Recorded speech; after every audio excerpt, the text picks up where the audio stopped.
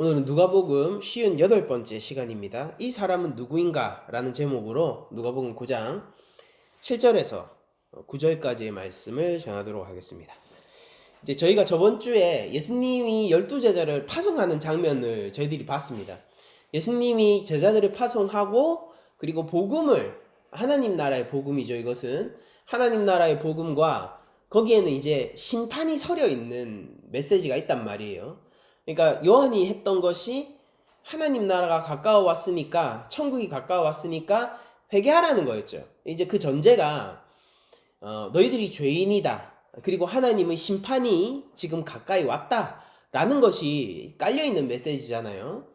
이제 예수님의 그 제자들도 그 하나님 나라의 복음을 전했었던 것이고, 그리고 조금 다른 측면이 있다면은 바로 그 세례요한의 어떤 하나님 나라의 복음은 그들을 회개를 하게 하는, 회개를 촉구하는, 그러니까 준비 자세죠. 준비 자세를 요구하는 그런 복음이었다면은 예수님이 제자들이 이제 전하는 복음은 뭐냐면은 회개하여 준비된 자들이 실제 하나님 나라의 권세와 그 권위 아래 놓이게 하는 그 능력의 복음을 전파했던 겁니다.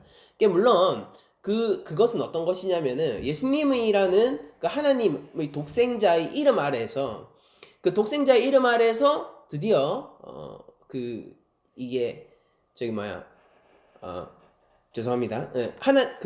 독생자의 이름 아래에서 죄와 사망의 권세를 피하고 영생을 누리게 되는 그 참 하나님 나라를 이렇게 전하는 그런 역할을 한 것이고, 이제 거기에는 심판을 넘어온 그런 복음을 전하게 되는 것이죠. 그래서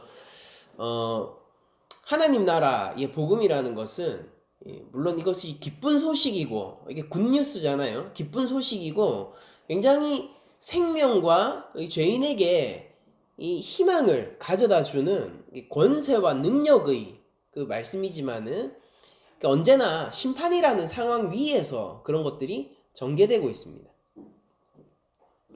여러분들, 우리가 그런 그 제자들이 이 복음의 사역이 얼마나 그 당시에 거침이 없었고, 그리고 그런 것들이 사람들에게 얼마나 센세이션 했는지, 그것을 알 수 있는 대목이 오늘 본문을 통해서 알 수 있게 됐는데, 이게 뭐냐면은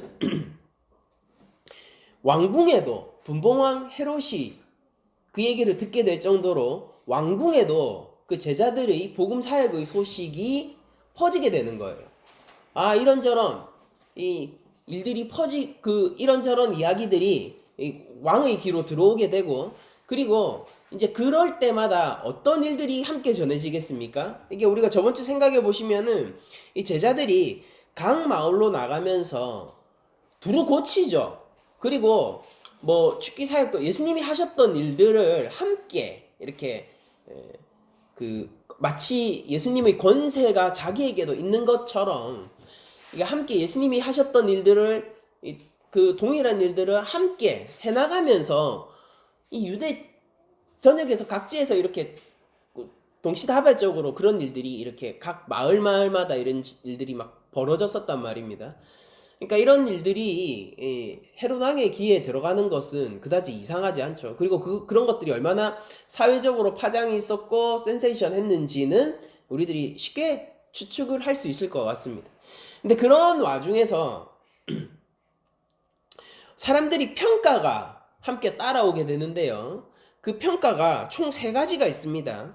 먼저 첫 번째 평가는 뭐냐면은 이제 분봉한 헤롯이 이 모든 일을 듣고 심히 당황하니, 이렇게 되어 있습니다. 그러니까 헤롯이 지금 당황을 하고 있어요. 그러니까 지금 이거 놀라기도 했고, 그러니까 뭔가 이 사건에 대해서 그런 신기한 일이 있어, 이런 호기심의 차원을 뭔가 넘어선 감정을 저희들이 읽을 수 있죠.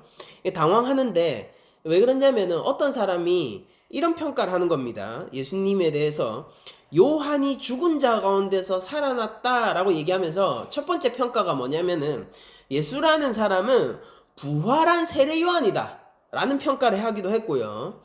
왜냐하면 그 메시지가 굉장히 비슷했을 거예요.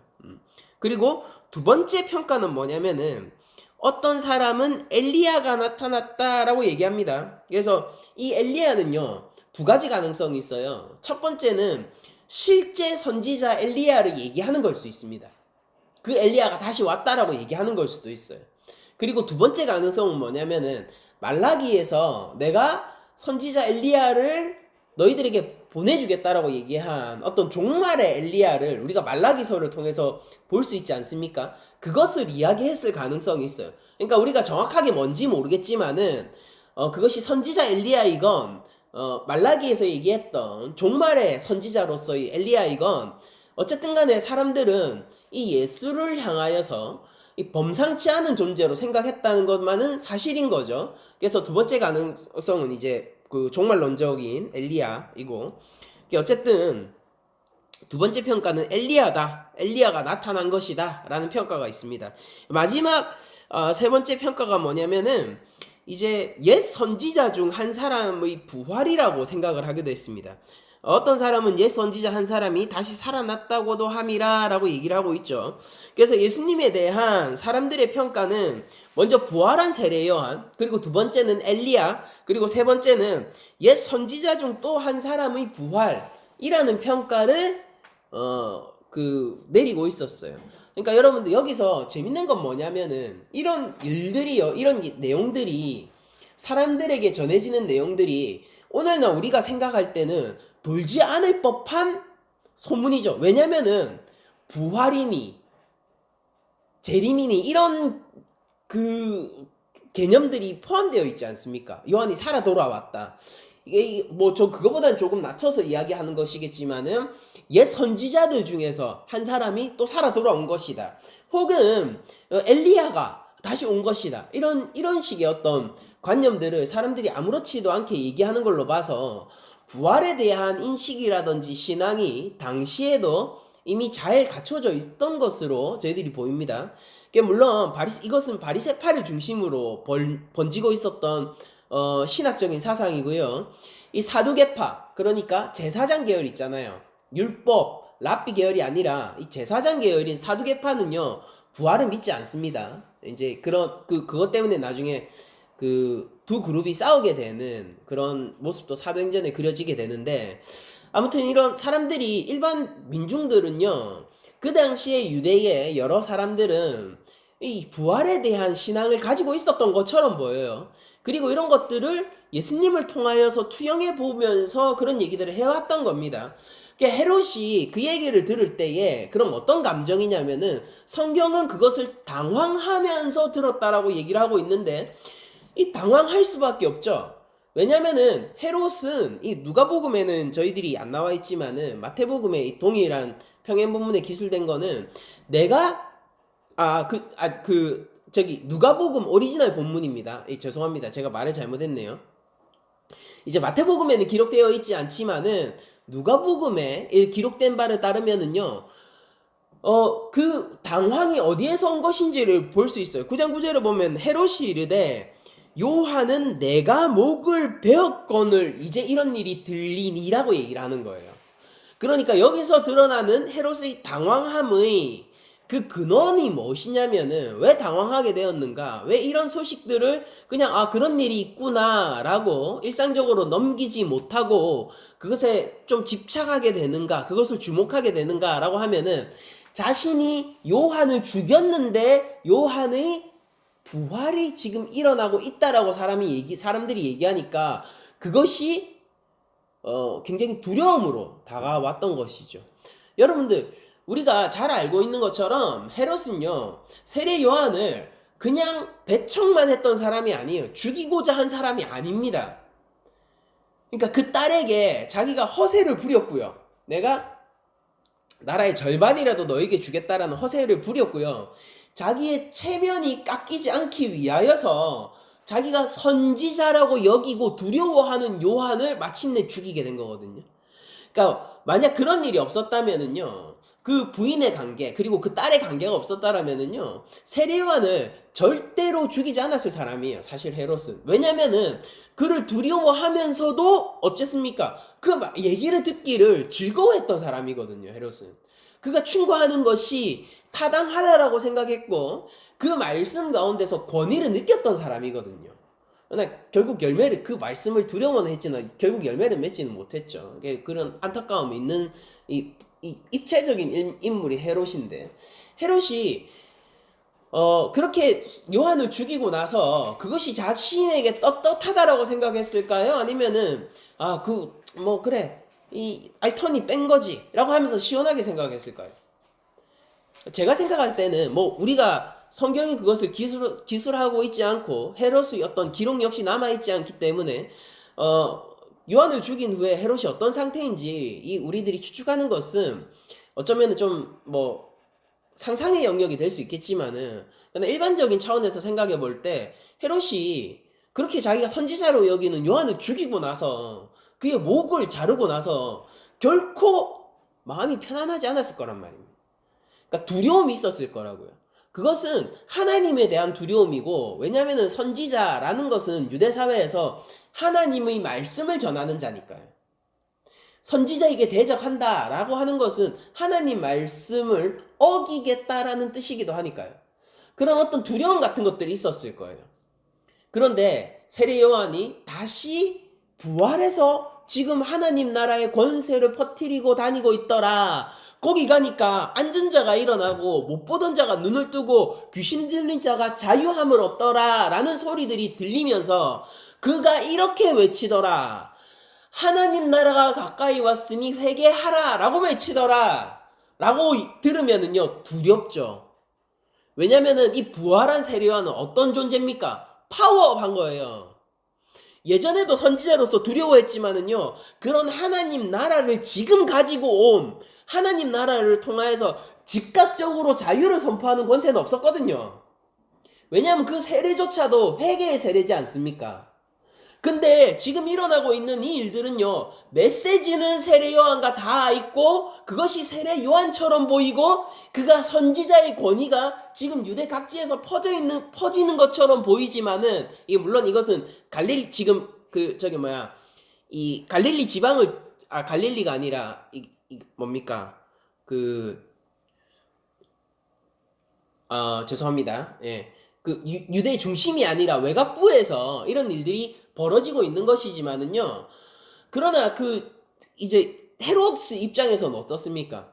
지금 너무나도 많은 부분이 요한을 생각나게 할 뿐 아니라 그 권세가 훨씬 더 강화되어서 왔으니까 자신의 죄, 그리고 하나님 앞에서의 찝찝함, 그리고 못내 감추고 왔었던 죄책감, 이런 것들이 폭발하는 거란 말이에요. 우리는 성경이 경제적인 언어를 쓴다는 것을 다 알고 있죠. 그러니까 구구절절 설명하기보다는요, 가장 압축적으로, 그리고 웬만하면은 함축적이고 짧게 설명을 하려고 해요. 제가 길게 어떤 헤롯의 상태를 설명하고 그때 당시 상황을 설명했지만은요, 이 모든 것은요, 헤롯의 이 말에 숨어있는 연장선입니다. 무엇이냐면은, 요한은 내가 목을 베었거늘. 당황하면서 이렇게 얘기하고 있잖아요. 심히 당황한다라고 성경이 얘기하고 있죠. 심히 당황하면서 이 말을 하는 거예요. 요한은 내가 목을 베었거늘. 그런데 이 말 한마디에 담겨있는 그 헤롯의 두려움을 저희들이 읽을 수 있었으면 좋겠어요. 복잡한 마음을 읽었으면 좋겠습니다.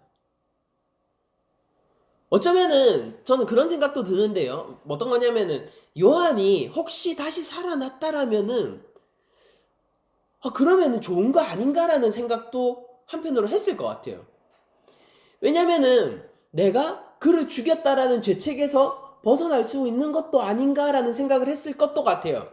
이거는 저희 상상의 영역이지만 말이에요. 왜냐면은 헤롯은 항상 그래 왔거든요. 요한을 눈의 가시처럼 여기면서도 선지자로 생각해 왔고, 한편으로 그를 멀리하고 싶지만은 한편으로 그의 말을 듣는 것을 좋아했고요. 복잡한 인물이란 말입니다. 되게 이 양가적인 감정을 동시에 가지고 있는 인물이거든요. 그러니까 여기서도 아마 그렇지 않을까라는 생각을 해보는 거죠. 헤롯은 두려움이 있어요. 떨림이 있어요. 자기가 죽었던 요한이 더 큰 권세, 하나님 나라의 권세를 베풀면서 지금 사역하고 있더라라는 얘기. 근데 그 이름이 예수더라라는 얘기, 이런 것들이 굉장히 두려움으로 다가왔을 겁니다. 그러면서 동시에 그렇게까지만 그렇게 부활을 했다면은, 그렇게 내가 죽였음에도 불구하고 다시 더 큰 권능으로 나타나게 됐다면은, 어쩌면은 나도 요한을 죽인 이 찝찝함에서 벗어날 수 있는 게 아닌가. 마치 엎질러지고 내가 두 번 다시 주워 담을 수 없다라고 생각했던 그 물이 다시 기적처럼 그대로 그릇에 담긴 것처럼 그렇게 느끼지는 않았을까, 그런 생각을 해보는 거예요. 아무튼 이런 것들은 저희 어떤 묵상의 영역이고 상상의 영역이지만은, 헤롯이 어쨌든 그런 얘기를 듣고 자기 두 눈으로 확인해 보려고 한 그 동기는 어느 쪽이 됐든 충분한 것 같습니다. 그러니까 그런 양가적인 마음을 가지고 있었어도 그를 직접 두 눈으로 확인하고 싶었을 것이고, 그리고 죄책감을 가지고 있다 하더라도 직접 예수님을 확인하고 싶었을 것이고, 혹은 그냥 이거 차라리 잘된 일이 아닌가 라고, 나의 잘못들이 수습될 수 있는 상황이 아닌가 라고 그냥 그렇게만 생각했었어도 어쨌든 예수님을 직접 확인하고 싶은 충분한 동기가 되었던 것만은 사실일 거예요. 어쨌든 제가 뭐 단언할 수 없는 영역들의 얘기들을 계속 해왔지만은, 헤롯은 결론적으로 예수님을 만나고 싶어 했습니다. 왜 만나고 싶어 하느냐? 확인하고 싶거든요. 무엇을 확인하고 싶습니까? 그가 정말로 요한인지 아닌지를 확인해야 되는 거예요. 여러분들, 요한이면 어떻고 요한이 아니면 어떻게 될까요? 요한이면은 문제가 복잡해지죠. 요한이면 문제가 복잡해져요. 해결해야 될 게 많아요. 근데 요한이 아니라고 하잖아요. 그러니까 이가 만약 어떤 사람들이 얘기했던 것처럼 엘리야거나, 아니면은 우리가 이때까지 있었던 선지자 중에 그냥 한 사람이거나 그렇다라고 하면은, 그가 요한의 부활일 때보다는 문제가 복잡하지 않지만은, 그러나 그럼에도 불구하고 헤롯은 그 근본적인 문제가 지워지진 않습니다. 왜냐면은 그가 엘리야가 됐던 또 다른 선지자가 됐던 그를 보고 확인하고, 즉 선지자가 지금 이 유대 땅에서 활동을 하고 있는 이상 자신의 죄악은 계속해서 표적이 될 것이기 때문이에요. 그러니까 요한의 부활이면은 정치적으로 얽힌 게 많죠. 그리고 개인적인 감정, 그리고 복잡한 그 인물에 대한 복잡한 감정의 투영, 이런 것들 때문에 일이 복잡해져요. 근데 진짜 문제는 그게 아니라, 요한은 다시 부활해도 이 헤롯의 죄를 폭로할 거라는 거예요. 아니, 이 사람이 엘리야거나 아니면 다른 선지자의 부활이거나 이러면은 아무런 그런 어떤 정치적이거나 감정적이고 그런 관계적인 복잡함들은 사라지겠죠. 그러나 그렇다 하더라도 그 선지자는, 그 엘리야는 이 헤롯의 왕의 죄를 폭로할 사람인 거예요. 여러분들, 누가의 의도는 명확해요. 사실 여러분들 이거 오늘 본문 빼잖아요. 본문 빼도 이 내용이 그냥 진행이 됩니다. 근데 그거 아세요? 5절에 그 예수님께서 얘기를 끝내고 6절 보시면은, 제자들이 나가 각 마을을 두루 다니며 곳곳에 복음을 전하고 병을 고치는 하나님 나라의 권세를 가지고 오는 그 사역을 하지 않습니까? 그러면서 10절로 바로 넘어가면, 사도들이 돌아와 자기들이 행한 모든 것을 예수께 여쭈니 데리시고 따로 벳세다라는 고을로 떠나가셨으나 라고 얘기가 나오죠. 그러니까 자연스럽게 예수님께서 파송을 하셔서, 그리고 제자들이 권능을 베풀고 하나님 나라의 복음을 선언하고 돌아와 수습되는 장면으로 자연스럽게 이어집니다. 근데 이 중간에 누가는 지금 이 얘기를 하고 싶은 거예요. 그 얘기를 들은, 지금 배경이 완전히 바뀌잖아요. 지금 각 마을로 돌아간 제자들의 얘기가 아니라 갑자기 이 일로 인해서 소동이 난 궁궐, 즉 성의 이야기로, 그 왕궁의 이야기로 팍 바뀌어버린단 말입니다. 그러면서 누가의 의도는 명확해요. 우리한테 이거 묻고 싶은 거예요. 헤롯이 이렇게 얘기하잖아요. 이 사람이 누군가? 누가도 지금 묻고 싶은 겁니다. 독자들에게. 예수님은 누구인가? 이 사람은 누구인가라는 질문을 하고 싶은 거예요. 근데 누구의 관점에서? 제자들이 관점에서가 아니라 지금 그 제자들이 말씀을 전해야 하는 그 성에 있는 사람들 있죠. 예수님이 이렇게 얘기하잖아요. 너희들이 영접하거나 영접하지 않는 것으로 그들의 종말론적 운명이 결정될 것이다 라는 식으로 얘기를 하셨잖아요. 그 입장 가운데 누구까지 있게 되냐면은 왕까지 있게 돼요. 헤롯 왕도 그 입장에서 자유로울 수 없다고요. 지금 유대 땅 위에서 가장 많은 권세와 권한을 가진 사람이 누굽니까? 지금 헤롯이에요. 근데 이 제자들이 하나님 나라의 권세를 펼치면서 나가니까 유대 땅의 왕인 헤롯이 그 질문 앞에서 답을 해야 되는 겁니다. 그러니까 이 누가의 의도는 명확하죠. 누구도 예수님이 누구인가, 그분이 누구인가 라는 질문에 바른 대답을 내리지 못한다면은 그의 영혼이 안전할 수 없다는 것을 보여주는 것이고, 그리고 모든 사람이 사실상 그 질문 아래에 놓여 있다라는 것을 보여주고자 하는 것이죠. 누가의 독자들은 예수님과 제자들의 시점에서 왕궁으로 시점이 변할 때에, 그리고 그것으로 인하여서 헤롯 왕이 두려워하는 장면을 보게 될 때에 묘한 감정을 느끼게 될 거예요. 왜냐면은 왕이라는 것은 무엇입니까? 가장 큰 권세자잖아요. 우리가 이 땅에서 바라볼 수 있는 가장 큰 권세자가 왕이지 않습니까? 근데 그 왕을 심히 당황하게 하고 두렵게 만들고 이 사람이 누구인가? 라는 질문을 하게 만드는 예수님은 정말 누구인가? 라는 질문에 당도하기 때문이에요. 그러면은 최소한, 아무리 최소한으로 예수님에 대해서 예수님의 위치를 잡는다 해도 그는 왕보다 높은 이에요. 그러니까 저는 정말로 그렇게 믿습니다. 예수님은 왕 중에 왕이시고 모든 권세보다 높으신 권세를 가지신 분이 맞아요. 여러분들, 우리들은 예수님의 제자로서 누가가 독자에게 주는 이 질문 앞에 다시 한번 마주서게 되죠. 심히 당황하며 이렇게 묻는 헤롯의 모습에 우리의 모습이 투영되기도 합니다. 이 사람은 누구입니까? 이 사람은 도대체 누구인가? 당최 이 사람은 누구이기에 내 삶을 이렇게 도전하고 흔들고 심지어 하나님의 심판 그리고 영원한 생명이라는 것을 아무렇지도 않게 들이미는가? 이것은 왜 내 삶을 도전하고 있고 이 질문은 어떻게 내 삶을 이렇게 뒤흔들고 있는가? 난 여기서 어떤 대답을 내려야 하는가? 여러분들, 저는 헤롯이 끝끝내 예수님을 향하여서 바른 대답을 했다라고, 이 사람이 누구인가라는 질문에 대해서 바른 해답을 찾았다라고 생각하진 않습니다. 그는 언제나 한 발은 믿음으로 들어오고 싶어하고 한 발은 세상으로 나가고 싶어하는 어중간한 사람이니까요. 마지막까지 그런 것 같아요. 그러나 예수님의 제자들은 이 동일한 헤롯의 질문 아래에서 바른 대답을 내리는 사람들입니다. 누가복음 9장 18절, 그러니까 이제 곧 다다음 주입니까? 예, 나오게 될 그 본문이죠.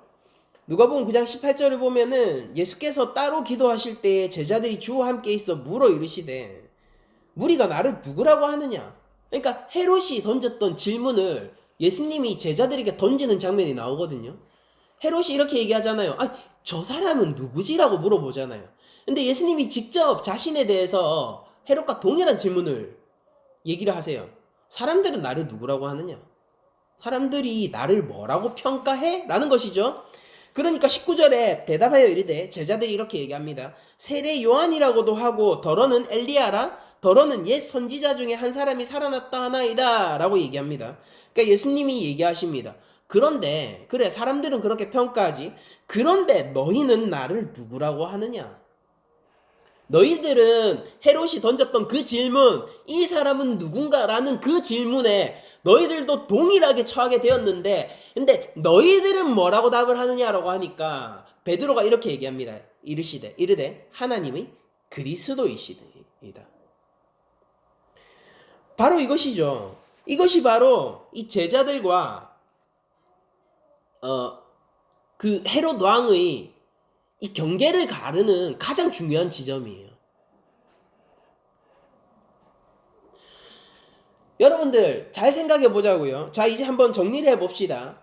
헤롯이 세례요한의 부활이라는 그 얘기를 듣고 두려워 떨었던 것은 무엇이냐면요. 그리고 예수님이 누구인가? 라는 질문에 대해서 근원적으로 답을 해야만 했던 이유는 뭐냐면요. 그가 죄인이기 때문이에요. 그가 하나님의 진노 앞에서 두려워할 만한 게 있기 때문입니다. 그는 안전하지 않은 거예요. 스스로도 알고 있어요. 그리고 여기서 그 예수님의 동일한 질문에 하나님의 그리스도이십니다. 라고 대답을 했던 베드로 역시 사실상 헤롯과 동일한 위치에 있습니다. 그러니까 그 질문을 받게 되는 거예요. 베드로는 안전하지 않아요. 그의 영혼은 하나님의 진노 아래 있다고요. 그는 그렇기 때문에 답해야 됩니다. 여러분들 이 세상 가운데 정말로 의인이 있다라고 한다면은 그가 정말로 죄에서 자유하고 그 죄의 권세에서 완전히 벗어나서 살 수 있는 누군가가 있다라고 한다면은요, 그는 예수님은 누구인가라는 질문에 당도하지 않게 돼요.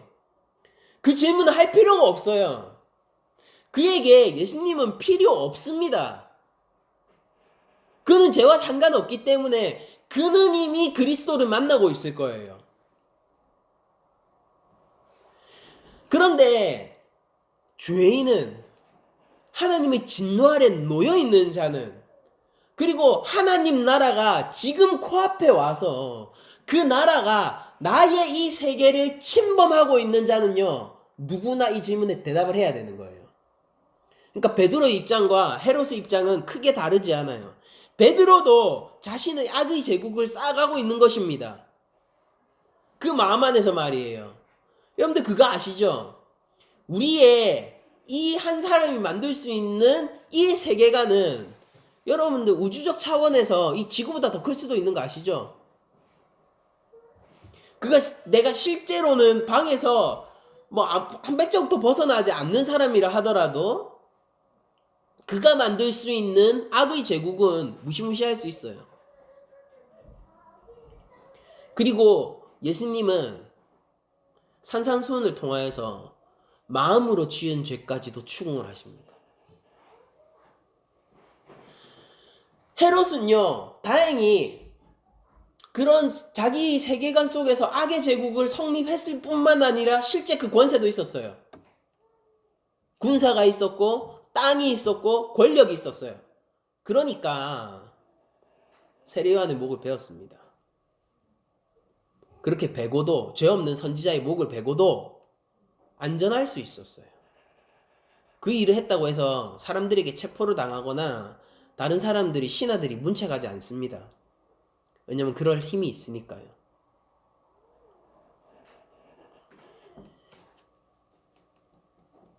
그러니까 나쁜 사람인 거죠. 망설임이 있지만은 그러나 결국 해서는 안 되는 일을 선택하는 그런 나쁜 사람인 거죠. 근데 질문이 있어요. 그것이 무엇이냐면은 우리에게는 헤롯만큼의 힘과 권세가 없고, 우리는 나에게 원한이 있는 사람, 내가 눈에 가시 같은 사람이 있다고 해서 그 사람을 인위적으로 해하거나 그 사람의 목을 자르거나 하진 않습니다. 그 능력도 없고 그것을 책임질 만한 권세도 없죠. 근데 질문은 이거예요. 그렇다고 해서 우리가 세우고 있는 악의 제국이 헤롯의 그것보다 적으냐? 라는 질문을 해보게 되면은 꼭 그렇진 않을 거예요. 왜냐하면 어떤 사람은 일말의 두려움도 없이 헤롯은 최소한의 두려움이 있었습니다. 그러나 일말의 두려움도 없이 반역의 제국을 세워나가는 사람들이 부지기수이기 때문입니다. 우리들은 그런 죄인들이 마침내 당도하게 되는 한 가지 질문을 오늘 만나게 된 겁니다. 예수님은 누구인가? 그는 누구인가? 여러분들 문제는 뭐냐면은 사람들이 이제 그냥 우리가 하루하루 살아가는 것, 그렇게 무사히 살아가는 것, 그리고 뭐 100세 시대가 열리는 것, 그리고 우리 인류의 유구한 역사가 앞으로 흘러갈 것들에 대해서 저희들은 그다지 의심을 가지고 있지 않고, 그리고 그냥 당연한 듯이 그렇게 하루하루 살아가고 있죠. 근데 문제는 뭐냐면은 지금 하나님 나라가 여기에 와 있다라는 게 문제인 거예요.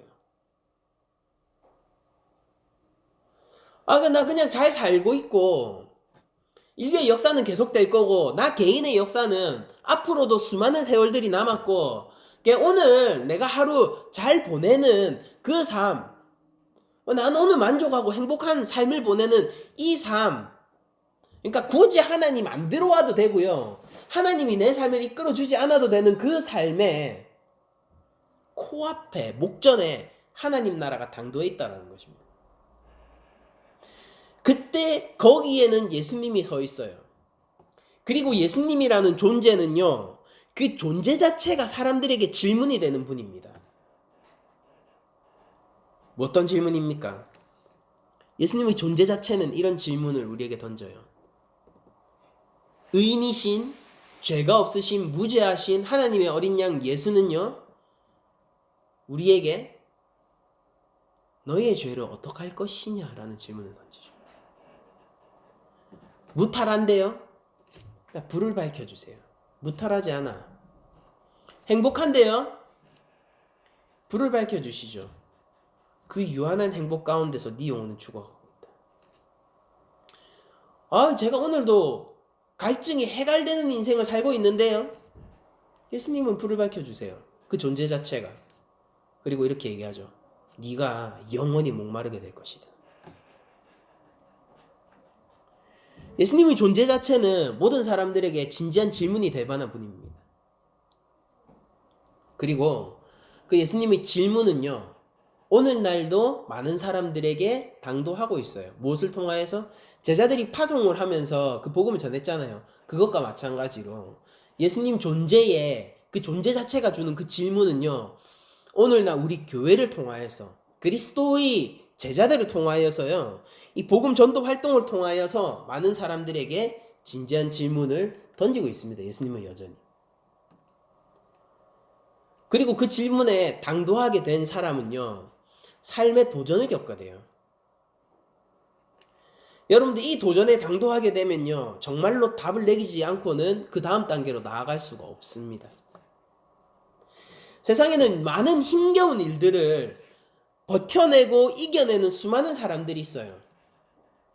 그런데 예수님의 존재 자체가 주는 이 질문은요, 파괴력이 다릅니다. 이 세상의 어떠한 힘겨운 고난과 아주 삶의 풍파를 헤쳐나온 사람이라 하더라도 예수님의 존재 자체가 주시는 이 근원적인 질문에 도달하게 되면요, 그 삶은 송두리째 도전을 받게 돼요. 우리가 그러했듯이 말입니다. 여러분들 생각해 보세요. 우리가 예수님 예전에 처음 믿었을 때 예수님의 존재가 우리 삶에 던지는 이 파장을 일으키는 그 파워가 어떠했습니까? 여러분들 어쩌면은 인간은요, 그 어떤 풍파 가운데서도요, 흔들리지 않는 어떤 삶을 견제할 수 있는 것처럼 보여져요. 우리 독립운동을 했던 그 투사들을 보게 되면은 그런 생각을 하기도 합니다. 그리고 아주 강단 있게 삶의 책임감을 가지고 아주 어려운 상황들 가운데서도 포기하지 않고 끝까지, 환경이 굴복하지 않고 끝까지 나아가 마침내 그런 것들을 이겨내는 우리 주변의 사람들을 보게 될 때 굉장히 존경스러운 일이죠. 그런 것들을 보게 될 때 우리는 어쩌면 인간의 삶이라는 것은 정말로 누구도 흔들 수 없는 것 아닌가라는 생각을 해보게 되기도 해요. 근데 여러분들, 예수님의 존재는요, 그 삶을 송두리째 도전하고 파괴하고 이런 질문을 하게 하죠. 저분은 누구지? 그리고 이것에 대해서 어떻게 대답하느냐에 따라서 하나님의 그리스도이십니다 라고 대답을 하는가, 혹은 요한이 아니었네, 다행이다 라고 대답을 하는가, 그것에 따라서 그의 운명이 갈리게 되는 거예요. 그런데 사람들은 각기 자신의 수준에서 판단하고 대답을 하게 되어 있어요. 그리고 그렇게 결정을 하고 끝끝내 그 결정을 번복하지 않으면은요, 제자들이 발에서 신에서 먼지를 털어내서 그 경고했던 마지막 경고가 그 삶에서 마침내 이루어지게 될 것입니다. 이게 무서운 일이죠. 제자들은요, 그분이 누구신가에 대한 바른 지식과 고백적인 신앙을 가진 사람들입니다. 그러니까 우리 낮은 자리 교회도 예수님이 누구신가라는 질문에 대해서 우리 나름의 개인적인 대답들을 가지고 있어야겠죠. 우리 신앙생활이 무엇으로 우리를 이끌어야 합니까? 여러분들, 예수님이 제자들은 이 질문에 대해서 답해가는 사람들이에요. 무엇입니까? 예수님은 누구인가? 여러분들, 이거 너무 지겹지 않으세요? 지금 몇 주째 반복해서 나오고 제가 계속해서 얘기하는 게, 누가가 지금 보여주는 게 예수님은 이런 분이다, 저런 분이다, 이렇게 계속 얘기를 해주는 것처럼 그분이 누구신가? 아니 누구시길래? 이런 질문들을 계속 던지면서 예수님은 이런 분, 저런 분, 이런 분, 저런 분, 그런 다양한 각도에서, 사실 같은 내용인데 다양한 각도에서 예수님을 조망하는 이야기들을 저희들이 쭉 받아왔잖아요. 근데 그게 주로 누구한테 던져지는 거였습니까? 예수님을 따르는 사람들요. 예수님에게 고침을 받은 사람들요. 그리고 그것으로 인해서 그걸 보면서 두려워하는 사람들요. 최소한 그걸 목격한 사람들요. 그런 정도였는데 이제 제자들이 파송되니까 이거 국면이 전환되죠. 제자들이 나가기 시작하고 제자들이 직접 하나님 나라의 복음과 권세를 전하기 시작하니까 그 파괴력이 어디까지 미칩니까? 왕궁까지요. 그것이 무엇을 뜻한다고요? 모든 사람 가운데요. 이 땅 위에서 가장 높은 권세를 가진 사람도 예수님이 누구신가? 라는 질문에서 피할 수가 없다라는 것입니다. 하나님의 진노와 관련이 있는 거예요. 하나님의 심판과 관련이 있는 것입니다. 여러분들, 그러니까 우리가 예수님을 잘 믿자라고 얘기하는 것은요, 우리의 영원한 운명과 상관이 있는 내용이죠. 그러니까 우리 교회가 어쩌면은요, 굉장히 답답한 교회일 수 있어요. 너무 구시대적이고 너무 올드 패션, 그러니까 이 진짜 촌스러운 교회일 수도 있습니다. 근데 그럼에도 불구하고 우리가 이 촌스러운 질문 그리고 이 촌스러운 대답들을 계속 해나가야 되는 이유가 뭐냐면은, 예수 잘 믿자, 예수님을 믿어야 된다, 그 이름에 영원히 권세가 있다라고 하는 것에 정말로 우리의 영원한 운명이 결부되어 있기 때문인 것이죠. 우리들은 예수님에 대해서 더욱 알아가야 하는 존재입니다. 그러니까 내 개인이 쌓아온 신앙 가운데서 예수님에 대해서 무언가 얘기할 것이 없다면요, 그는 신앙생활을 헛한 거예요. 지위고와 교회 안에서의 지위고와 영향력, 그 사람의 성품, 이런 거 다 떼놓고요. 전부 다, 그러니까 우리 흔한 말로 계급장 떼고 이런 거 있잖아요. 정말 계급장 떼고 이거에 대해서 답할 수 없으면은 예수님을 믿는다라고 할 수 없다고요. 그분은 누구신 거예요? 내 삶 가운데서, 내 개인의 신앙 가운데서 내가 만난 예수님은 내 입으로 어떻게 고백되어지는 분입니까? 그분에게 왜 감사한 거죠? 그분이 왜 주인인 거죠? 구시대적인 단어잖아요. 주인. 내 삶의 주인이 내가 아니래요. 내 삶의 주인이 예수님이래요. 무엇 때문에 우리는 그렇게 이야기를 하는 것입니까? 무엇이 우리를 예수님을 향하여서 하나님의 그리스도이십니다, 나의 구주이십니다라고 고백하게 만드는 것인가요? 나의 이성이 외치는 바는 무엇입니까? 나의 감정이 소리치는 바는 무엇입니까? 내 삶은 무엇을 나타내고 있습니까? 나는 예수님을 향하여서 뭐라고 사람들에게 전할 수 있나요? 나의 고백적인 신앙은 무엇입니까? 그러니까 우리가 답을 할 수 있어야 돼요. 그게 판단 기준인 겁니다. 제자의 판단 기준이요. 이것에 대해서 무엇도 얘기할 수 없는 사람이라면은 그 사람은 이제 신앙생활을 이제 처음부터 다시 해야 되는 사람인 거예요.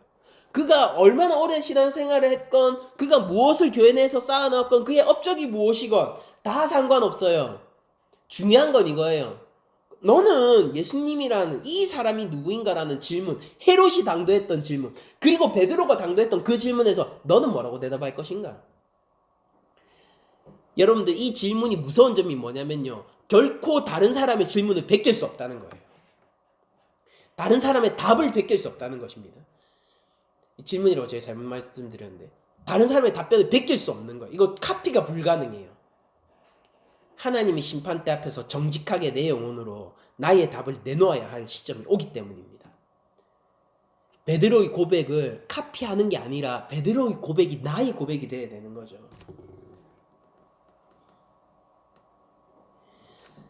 그렇게 혈류병 앓던 여인의 그 대답이요, 그걸 보고 카피하는 게 아니라요, 아 그렇구나 하고 카피하는 게 아니라요, 그게 나의 고백이 되어야 되죠.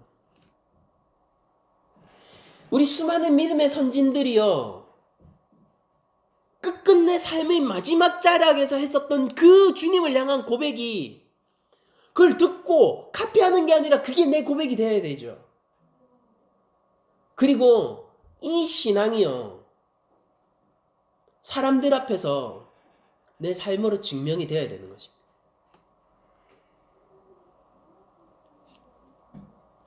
전도하기 힘든 시대에 저희들이 살고 있고, 예수님을 이름을 저희들이 붙들고 있기 힘든 시대에 신앙생활을 하고 있습니다. 여러분들 지금은 그런 시대예요. 그럼에도 불구하고 우리가 왜 교회에 나오고 있고, 우리가 왜 예수님을 따라가려고 노력하고 있습니까? 왜냐하면 우리 나름의 답이 있기 때문이잖아요. 예수님이 누구인가에 대한 답이 있기 때문이잖아요.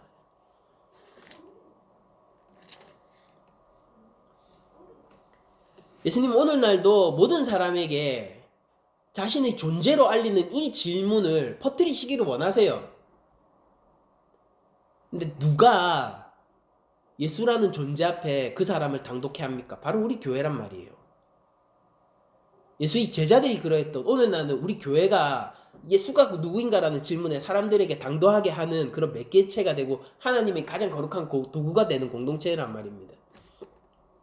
무엇으로 그 질문 앞에 다가오게 하나요? 우리 그 제자로서 사는 삶인 거예요. 결론은 우리가 하나님의 권세와 우리 삶의 주인됨을 인정하면서 살아가는 그 삶을 통하여서라는 것입니다. 궁극적으로. 그럼 내 삶 가운데서 하나님이 서려 있게 되면은요, 그 사람들은 하나님 앞에 당도하게 되는 거예요.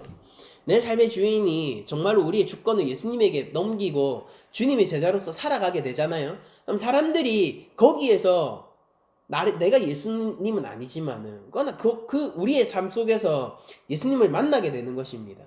그러니까 이런 질문에 도달하게 되겠죠. 저가 누구인가? 세례 요한인가? 엘리야인가? 선지자 중 하나인가? 근데 우린 그때 외치는 거예요. 그는 하나님의 그리스도이시다.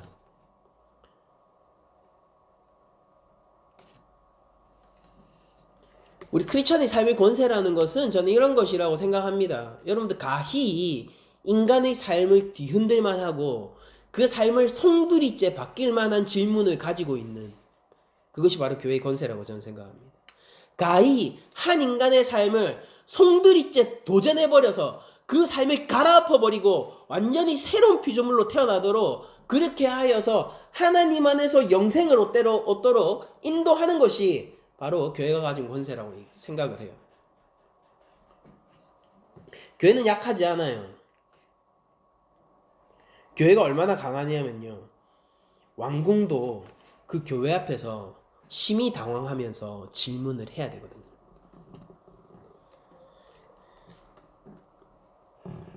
근데 어쨌든 마무리를 하자면은, 어쨌든 오늘 본문에서 제일 강조되는 지점은, 제가 어쩌면 조금 더 나가서 본문 이상의 것을 설교한 것일 수 있지만은, 그러나 오늘 본문에서 어쨌든 확실히 가장 강조되는 것은 모든 사람이 누구나 예수님을 향하여서 이 사람은 누구인가라는 질문에 처해지게 된다는 것입니다. 그리고 누구나 그것을 직접 확인하고 매우 진지하고 신중하게 주님의 존재에 대해서 대답을 해야 되는 시점이 온다라는 것입니다. 자신이 왕궁에 기거하는 왕이라 할지라도 이 질문을 피할 수 없어요. 그 누구라 할지라도 이 질문을 피할 수 없어요. 왜냐하면 예수님은 왕중왕이시고 우리 모든 사람은 죄인이기 때문입니다. 여러분들, 하나님 나라의 복음은 심판이 서려 있습니다. 그런데 그렇게 심판을 선언하시는 하나님의 근원적인 감정의 고리는 무엇이냐면 사랑이죠. 마지막까지 붙들기를 원하는 그 사랑, 마지막까지 경고하시는 하나님의 인내, 이런 것들이 우리가 전하는 교회가 가지고 있는 심판의 베이스가 되는 하나님의 감정적 근원일 것입니다. 여러분들, 우리가 교회로서 오늘 하루하루를 살아간다는 것이 결코 쉽지 않다는 것을 알고 있지만은, 그러나 여러분들, 우리 삶이 어떤 부분에 있어서는 사람들이 오해를 받기도 하지만은, 그러나 기억하십시오. 심판을 선언하고 있고 심판이 서려 있는 우리의 삶이야말로 하나님의 사랑을 나타내는 가장 중요한 도구라는 사실을, 그러니까 이 주님의 제자가 되는 삶에 있어서 타협하지 마시고, 주님의 제자가 되는 삶에 있어서 우리가 해야 할 일을 찾아야 하는 것이고, 그리고 예수님의 제자로서 살기 위해서 결단해야 되는 것입니다. 헤롯은 요한의 목을 벤 이로 두려워했어요. 근데 그에 상응하도록 두려워할 일들이 우리에게는 많아요. 예수님은 피할 길이 되십니다. 예수님은 우리 삶에 놀라우신 구원의 십자가를 가지고 오신 분입니다. 오늘 설교가 여러분들 아무래도 되게 제 개인적으로는 너무 때론 좀 직설적이기도 하고 너무 올드 패션한 설교인 것 같다라는 생각이 들지만은, 오늘 본문만큼 이런 것들을 얘기하기에 적합한 본문은 없는 것 같습니다. 근데 모든 사람은 이 질문을 받아야 합니다. 그리고 교회 역시 마찬가지입니다. 그리고 교회는 이 질문을 가지고 퍼뜨리고 사람들 앞에 당도시키는 자들이기도 합니다. 근데 제자로서 삽시다. 예수님을 잘 믿읍시다. 내가 얘기할 수 있는 예수님, 내가 만난 예수님, 내가 교제한 예수님, 내가 이 사람이 누구인가라고 얘기할 때 답해줄 수 있는 나의 언어, 나의 삶, 나의 신앙 고백으로, 나의 간증이죠. 이것이 그것으로 답해줄 수 있는 우리 한 사람 한 사람 예수님의 제자가 되기를 이 시간 축복드리면서 모든 말씀을 마치도록 하겠습니다.